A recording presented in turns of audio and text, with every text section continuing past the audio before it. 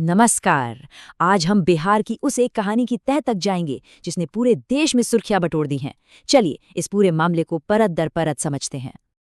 तो सबसे बड़ा सवाल ये है कि आखिर चुनाव के ठीक बीच में एक इतने पावरफुल नेता को आधी रात में क्यों गिरफ्तार किया गया। चलिए इस पूरी नाटकीय घटना की गहराई में उतरते हैं। देखिए, इस एक गिरफ्तारी ने बिहार की सियासत में जैसे भूचाल ला दिया है। तो आखिर अब तक इस मामले में हुआ क्या क्या है, आइए जानते हैं। तो कहानी की शुरुआत करते हैं उस आधी रात से जब एक बहुत बड़े पुलिस ऑपरेशन को अंजाम दिया गया। वक्त था रात के करीब 1 बजे। तो ये गिरफ्तारी हुई मोकामा से जेडीयू उम्मीदवार अनंत सिंह की, पटना के कारगिल चौक पर उनके घर से। और ये कोई छोटी मोटी गिरफ्तारी बिल्कुल नहीं थी। 150 से भी ज्यादा पुलिसकर्मी, जरा सोचिए, इतने बड़े पैमाने पर तैनाती की गई थी। जाहिर है अधिकारियों को ये पूरा अंदेशा था कि उनके समर्थक हंगामा कर सकते हैं और वो कोई रिस्क नहीं लेना चाहते थे। लेकिन सवाल ये है कि ये गिरफ्तारी आखिर हुई क्यों? देखिए, ये सब कुछ अचानक नहीं हुआ। इसके पीछे एक हत्या का मामला है जो कुछ ही दिन पहले सामने आया था। चलिए उस पर एक नज़र डालते हैं। ये टाइमलाइन देखिए, सब कुछ कितनी तेजी से हुआ। पहले दिन हत्या होती है, दूसरे दिन पोस्टमार्टम रिपोर्ट आती है और तीसरे दिन की रात होते होते एक हाई प्रोफाइल गिरफ्तारी हो जाती है।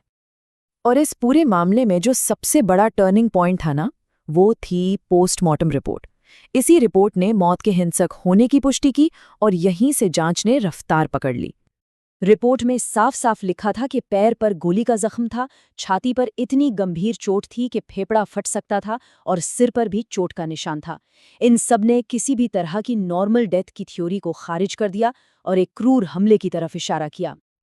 लेकिन देखिए, इतनी बड़ी गिरफ्तारी सिर्फ सबूतों के आधार पर नहीं होती।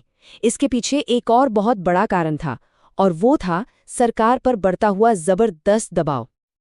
और इस मौके को राजनीतिक विरोधियों ने हाथ से बिल्कुल जाने नहीं दिया। आरजेडी ने फौरन सरकार के मंगलराज वाले दावे पर सवाल खड़ा कर दिया। और यहीं से एक आपराधिक जांच देखते ही देखते राजनीतिक नारों की जंग में बदल गई। एक तरफ जंगल राज का पुराना नारा, तो दूसरी तरफ क्या ये मंगल राज है का नया सवाल।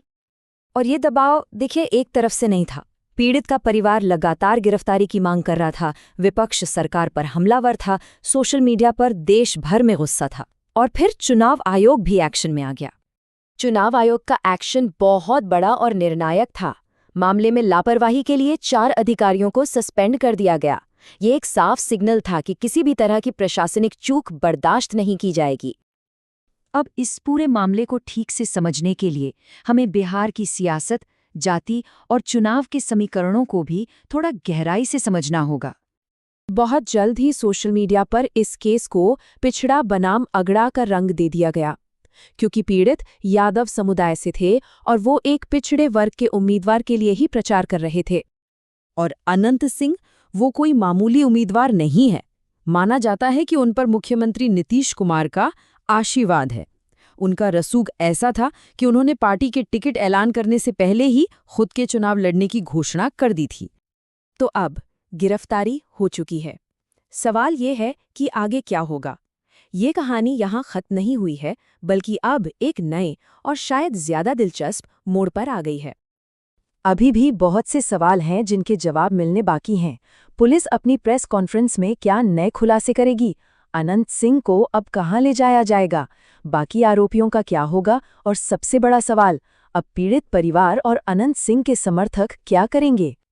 और इन सब सवालों के बीच जो सबसे बड़ा सवाल उभर कर आता है वो ये है कि क्या ये एक गिरफ्तारी बिहार चुनाव का पूरा खेल पलट देगी?